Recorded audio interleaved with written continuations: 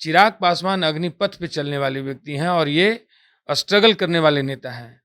ये easy take लेने वाले कोई चीज़ नहीं है कि एकदम ईज़ी गोइंग कोई चीज़ प्राप्त कर लें या किसी के रहनुमा बना करके और या किसी के रहम पे चलने वाले व्यक्ति हैं। चिराग जी किसी के बलबूते तो राजनीति कर नहीं रहे हैं।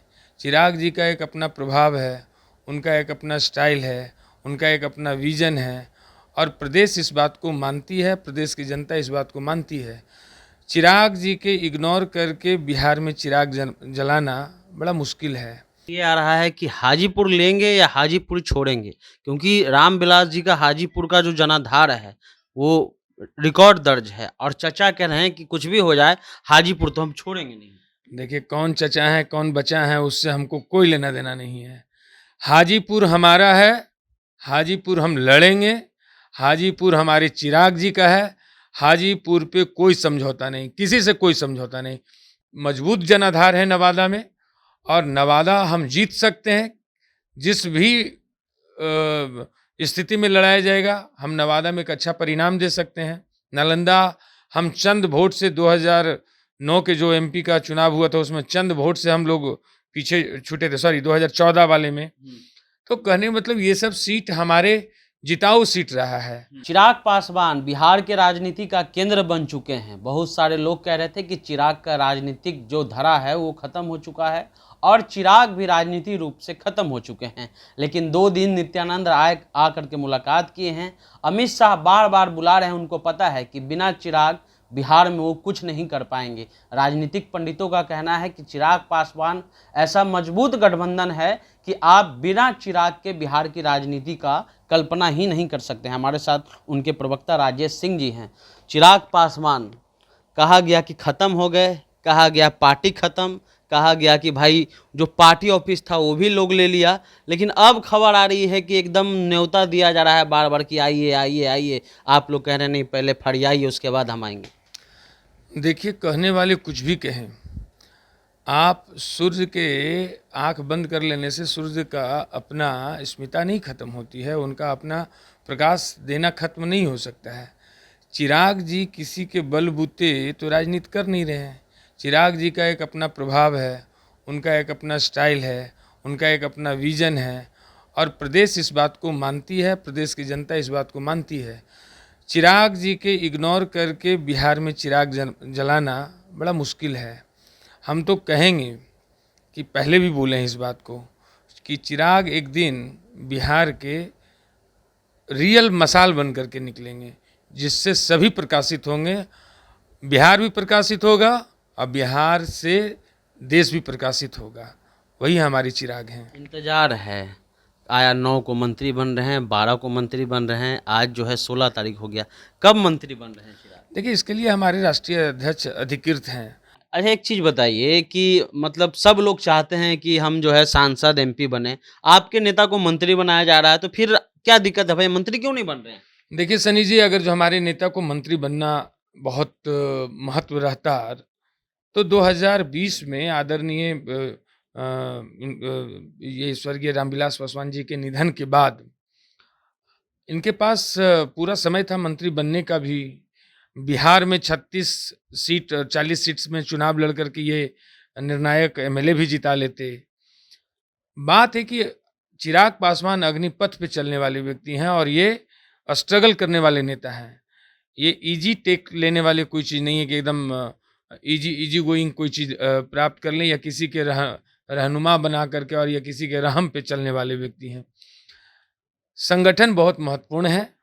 सारी बात फैसला होगा, कितना लोकसभा पे हम लड़ेंगे, किस रूप में हम अलायंस में जाएंगे, किस रूप में और क्या मेरा मूल रूप होगा इस अलायंस में, कितना विधानसभा हम 2025 में लड़ेंगे, ये सारी बात तय करके ही राष्ट्रीय अध्यक्ष अनाउंस करेंगे कि हम मंत्रिमंडल के सदस्य होने जा रहे हैं। तो एक स्वर में जो है चिराग चिराग हो रहा है, बस यही सवाल है कि मंत्री कब बनेंगे? मंत्री बनना, मैं जैसा कि बताया कि उनको अधिकृत किया पार्टी ने, पार्टी के कोर कमेटी ने अधिकृत किया, तो ये उनके अपने विवेक पे और उनके अपने जैसा उनको निर्णय लेना होगा वो स्वयं लेंगे। रह गई बात कि संगठन महत्वपूर्ण है, ये हम लोग भी जानते हैं। हमारे राष्ट्रीय अध्यक्ष के नेतृत्व में हम लोग यही बात को सीखते हैं।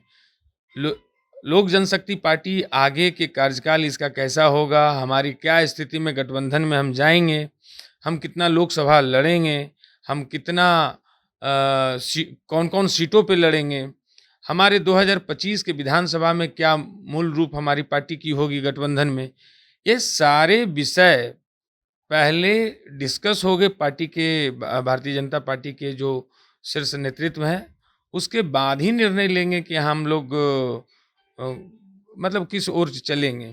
तो इसके लिए हमारे राष्ट्रीय अध्यक्ष अधिकृत हैं और वही एकल निर्णय लेंगे और उसी पे हम लोग सारे पार्टी चलेंगे। ये बात एक सवाल ये आ रहा है कि हाजीपुर लेंगे या हाजीपुर छोड़ेंगे?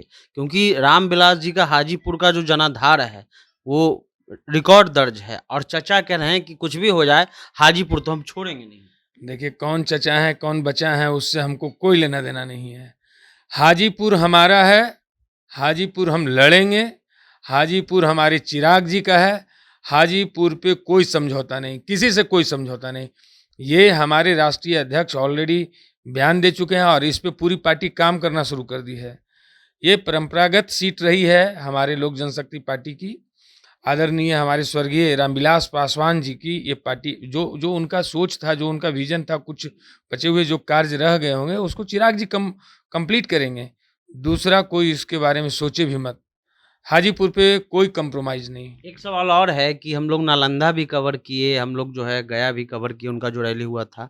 नवादा का बहुत ज़िक्र है कि नवादा कहाँ जाएगा, नहीं जाएगा। हालाँकि काफ़ी भीड़ जुटी नवादा में, कहा गया कि मतलब बारिश होने के बावजूद भी लोग वहाँ पहुँचे। देखिए सनी जी नवादा हमारी पार्टी कई बार चुनाव लड़ चुकी है। अभी तो वर्तमान में हम लोग हमारे ही पार्टी से वो सांसद हुए थे। ये अलग बात है कि वो घर तोड़ करके और फोड़ करके बाहर निकल गए और चले गए दूसरी जगह। चंदन जी जो अभी हमारे के यहाँ से सांसद हैं।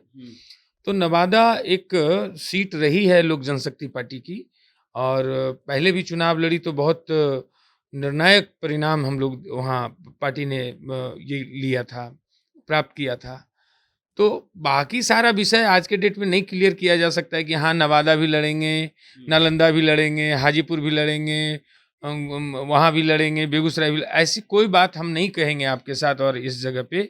वो पार्टी का और गठबंधन का एक धर्म होता है। तो हमारे जब पार्टी इन केस गठबंधन में चले जाएँगे और हमारे नेता इस बात को तय कर लेंगे कि हाँ, एनडीए का हम पार्ट हो चुके हैं, तो हम शीर्ष नेतृत्व को छोड़ेंगे कि हमारी पार्टी और भाजपा मिल करके तय करेगी कि कहाँ पे कौन लड़ेगा और उसमें हमारे राष्ट्रीय अध्यक्ष बहुत कह सकते हैं कि विवेकी हैं, वो सारी चीज़ को तय कर लेंगे। लेकिन हाँ, मेरा बहुत मजबूत जनाधार है नवादा में और नवादा हम जीत सकते हैं। जिस भी स्थिति में लड़ाया जाएगा, हम नवादा में एक अच्छा परिणाम दे सकते हैं। नालंदा हम चंद वोट से 2009 के जो एमपी का चुनाव हुआ था उसमें चंद वोट से हम लोग पीछे छूटे थे, सॉरी 2014 वाले में। तो कहने का मतलब ये सब सीट हमारे जिताऊ सीट रहा है।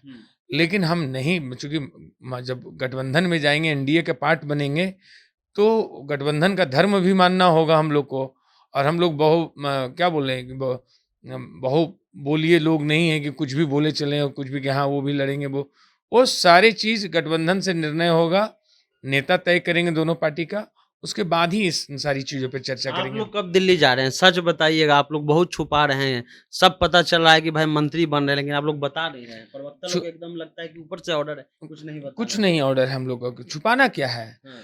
जैसा कि मैंने पहले भी स्पष्ट किया आपसे कि हमारे राष्ट्रीय अध्यक्ष के लिए हमारी पार्टी, जो कि हम लोग के लिए पार्टी बहुत संगठन हम लोग के लिए बहुत महत्व रखती है, तो संगठन को देखते हुए हम लोग सारी चीज़ को पहले तय करेंगे। हमारे राष्ट्रीय अध्यक्ष अधिकृत हैं इन सारी चीज़ों के लिए कि हम भाई आपसे अलायंस कर रहे हैं तो किस स्थिति में कर रहे हैं, हमारा क्या लोकसभा का सीट होगा, हमारा क्या विधानसभा का सीट होगा। हम पहले राज्यसभा मुझे मिलता रहा है, हम अपने वोट को ट्रांसफ़र करते हैं, हम वोट को दिलाते हैं। हमारा आज बिहार में 12% प्लस का वोट का क्लेम है पिछले चुनाव में। इस बार मेरा जनाधार और भी बढ़ा है। कह सकते हैं कि सिंगल फेस पे आज के डेट में चिराग जी एक दम वाला नेता निकले हैं और इनको मानता है लोग। तो फिर सारी चीज़ तय होनी चाहिए। ऐसे लेमचूस है क्या कि जब गए और खा गए? इस तरह से तो कुछ पार्टी चलाना और जो आपके जनता है, जो आपके वोटर हैं, उनको सही मैसेज देना, यही काम है ना एक पार्टी के राष्ट्रीय अध्यक्ष का।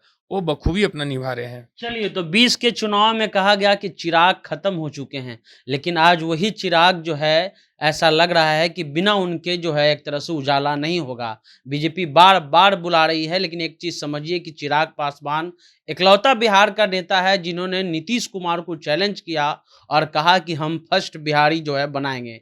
फर्स्ट बिहार और बिहारी फर्स्ट का नारा दिया और आज जो है चिराग का इतना पावर हो चुका है कि आज वो अमित शाह उनको बुला रहे हैं। हालाँकि अंदर से ये भी खबर है कि बहुत जल्द जो है वो मंत्री बन सकते हैं, लेकिन उनका कहना है कि पहले जो हमारे लोग हैं, जो हमारे विपरीत दिशा में खड़े थे, जब हमारी स्थिति खराब थी उस समय हमारे साथ खड़े थे, तो आज पहले उनकी बात होगी, उसके बाद मैं मंत्री बनूँगा। आगे जो भी अपडेट होगा आपको बताते रहेंगे। आप जनता जंक्शन देख रहे थे।